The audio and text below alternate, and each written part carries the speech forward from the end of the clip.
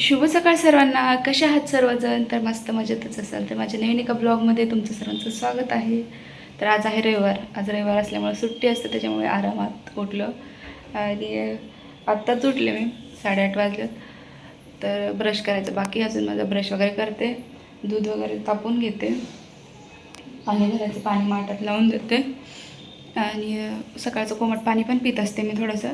तर कोमट पाणी पण करून घ्यायचं आहे मला. तर चला घेते दूध वगैरे तापून. ब्लॉग कंटिन्यू करा. माझं हे दररोजचंच काम आहे. दूध गरम करायचं, अगोदर साय काढून घ्यायची, मग दूध गरम करायला ठेवायचं आणि मग थोडंसं पिण्यासाठी कोमट पाणी करायचं. मी दररोज कोमट पाणी पिते. आम्ही दोघं पण सकाळी उठल्यानंतर कोमट पाणी करून पितो. मग नंतर ब्रश वगैरे करायचा आणि मग चहा करायला घ्यायचा. इथे ठेवून दिलेलं आहे मी दूध गरम करायला. पाणी गरम करायला ठेवते. ब्रश करेपर्यंत थोडंसं पाणी पण गरम होतं आणि दूध पण गरम होतं. त्याच्या पाणी आणि दूध गरम होईपर्यंत इकडे माझा ब्रश करून पण होतो. इकडे ब्रश करून घेतला मी आणि लगेच चहा ठेवायला घेतला. चहा आम्ही गुळाचा पित असतो, हे तुम्हाला सर्वांनाच माहिती आहे. गुळाचा चहा लागतो आम्हाला दोन्ही टाईम. गुळ पण संपलाय, थोडासाच राहिलाय, पण तेवढ्यामध्ये होऊन जातो चहा. आज रविवार असल्यामुळे मग सायंकाळी सगळं आवरून झाल्यानंतर मग सायंकाळी आम्ही गुळ आणायला जाणार आहोत. तर इथे गुळ टाकून घेतलेला आहे. काही काहींचा चहा ना गुळाचा फुटतो, तसं माझा अजून पण चहा गुळाचा कधी फुटला नाही. एकदम छान होतो आणि पिण्यासाठी पण एकदम टेस्टी लागतो. गूळ टाकून घेतला, मग चहापत्ती टाकून घेतली, थोडंसं कोमट पाणी पिऊन घेतलं. इथे चहा पण झालेला आहे. चहासोबत थोडंसं खारी टोस्ट घेतलेले आहेत आणि चहा पण गाळून घेतला. तुम्ही या सर्वांनी चहा प्यायला. मस्त सकाळी सकाळी चहा पिल्यावर एकदम फ्रेश वाटतं, नाहीतर फ्रेशच वाटत नाही. चहा वगैरे घेतला आणि आता नाश्ता बनवायचा आहे. आजचा रविवारचा बेत असतो मिसळपावचा आमचा, पण मिसळपाव खायला 1:30-2 वाजता, त्याच्यामुळे ना मग तोपर्यंत भूक लागून जाते. मग म्हटलं चला आपण पोहे बनवू आता. तर इथे घेतलेले आहेत मी पोहे, भिजवून घेतलेले आहेत. इथे पोह्याला लागणार सामान कट करून घ्यायचं आहे मला. कढई ठेवून घेतलेली इकडे. तर चला आता हे सगळं कट करून घेतलं. बाकी अजून दुसरे भरपूर कामं आहेत, पण आज काही रविवारचं निवांत असतं, त्याच्यामुळे काही टेन्शन नाही. तर बाकीचे भरपूर अजून दुसरे कामं असतात रविवारचे पण. स्वयंपाक नसतो त्याच्यामुळे काही नाही.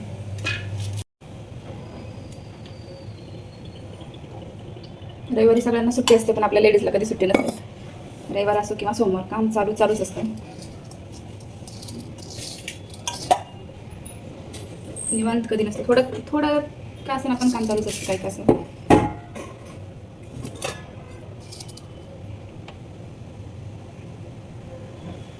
बरं आहे, थोडा तरी रविवारचा दिवस थोडासा निवांत असतो, स्वयंपाक वगैरे नसतं, त्याच्यामुळं टेन्शन नाही खाली राहत.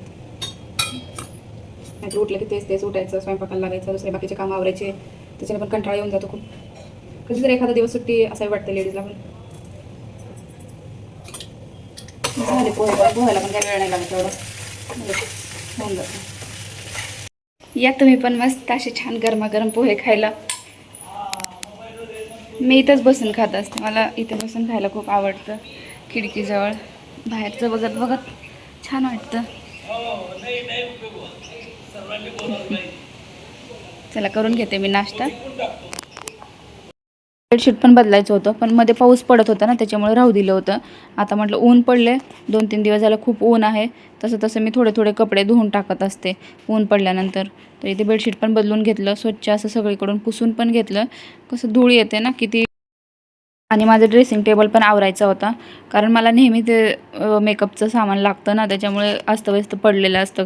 मग एकदाचंच मी आवरून ठेवत असते, सारखं लागत असतं मला, त्याच्यामुळे जाऊ द्या म्हणते सगळं एकदाचंच. थोडंसं जास्ती बेडरूम सगळे आवरून झालेली आहे.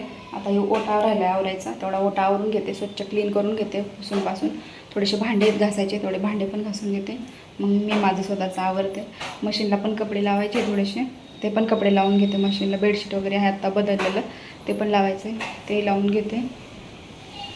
चला घेते पटकन आवरून.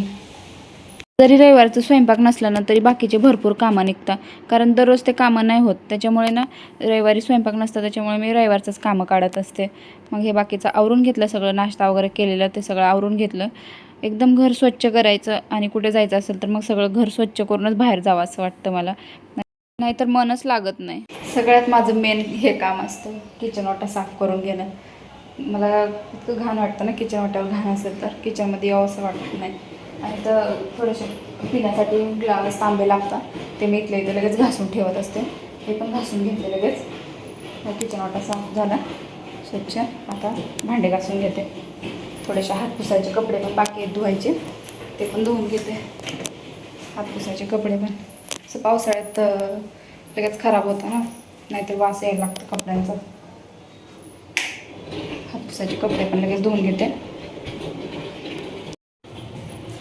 हरभऱ्याची डाळ पण दळून आणायची. बेसन काय मी विकत नाही आणत. बेसन म्हणजे डाळ दळून आणते घरीच, विकत नाही आणत बेसन. उन्हात वाळत ठेवली ना छान येतं डाळीचं पीठ. मी दरवेळेस उन्हामध्ये वाळवूनच आणत असते डाळ दळून. ऊन पण चांगलं.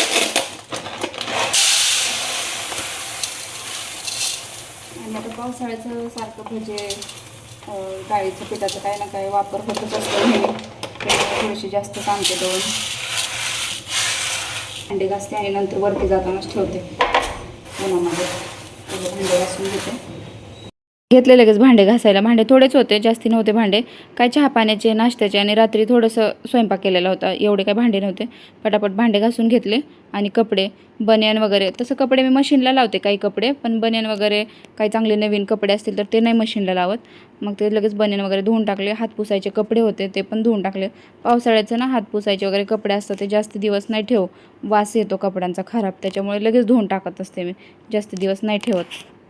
दळण आणायची गोणी पण धुवून टाकली. पीठ होतं, पीठ भरून टाकलं गव्हाचं डब्यामध्ये आणि लगेच गोणी पण धुवून टाकली. इथे भांडे कपडे करते तिथलं पण थोडंसं असं चिकट वाटत होतं, ते पण घासून घेतलं लगेच. एवढं काही खराब नाही होऊ देत, पण आता पावसाळ्यामुळे ना थोडंसं होतं ते चिकट. थोडासा वेळ असेल ना तर लगेच घासून घेत असते मी कधी. डाळ वाळत ठेवली उन्हामध्ये. कसलं ऊन तर पडलं उन्हाळ्यासारखं. पाऊस तर 2 दिवस झाला असा पाऊस आला, भरपूर पाऊस आला आणि आता बंद झाला. उन्हामध्ये डाळ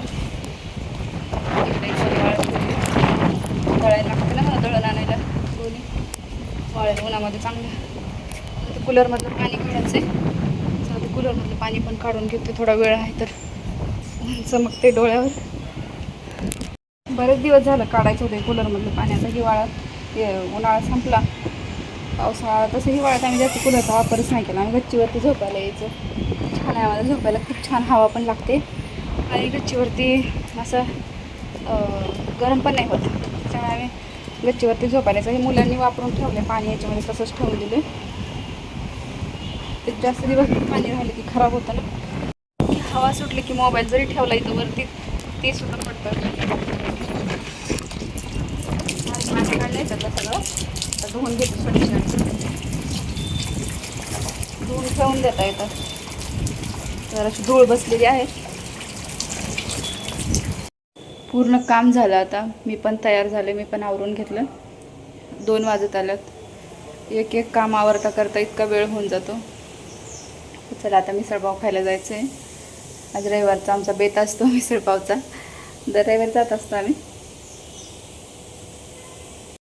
तेवढंच एक दिवस बरं वाटतं. स्वतःच्या हातचं खाऊन खाऊन पण खूप कंटाळा आलेला असतो दररोज, त्याच्यामुळे वेगळं काहीतरी बरं वाटतं. जे तिथं हॉटेलमध्ये कामाला आहेत ना त्यांनासुद्धा माहिती की आम्ही मिसळशिवाय दुसरं काहीच खात नाही त्यांच्या हॉटेलमध्ये. आम्हाला बघितलं की लगेच ते जेवढे लोक आहेत ना तेवढ्यांसाठी मिसळच आणून ठेवता, कारण त्यांना माहिती की आम्ही सर्वजण त्यांची मिसळ खूप आवडीने खातो. त्याच्यामुळे ना लगेच मिसळ आणून ठेवतात, त्यांना ऑर्डर सांगायची सुद्धा गरज पडत नाही. मिसळपाव खाऊन झाल्यानंतर थोडीशी लस्सी पिली. मी कधी लस्सी पण घेत असते, कधी ताक पण घेत असते. नाशिककरांनो, तुम्ही पण कमेंट करून सांगा की तुम्हाला कुठली मिसळ आवडते. नक्कीच कमेंट करून सांगा. असा गेला माझा आज रविवारचा दिवस.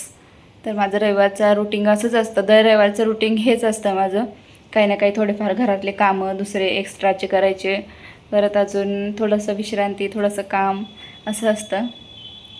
तर चला, आज ना खूप उशीर झाला आम्हाला मिसळपाव खाऊन यायला. आत्ताच आलो, 3-3:30 वाजलेले आहेत. आज थोडंसं काम पण होतं ना त्याच्यामुळे उशीर झाला. तर चला, कधी नव्हत होत असतो उशीर. पण कसा वाटला माझा ब्लॉग मला कमेंट करून सांगा. व्हिडिओ आवडला असेल तर व्हिडिओला लाईक, शेअर, सबस्क्राईब करायला विसरू नका. चला बाय.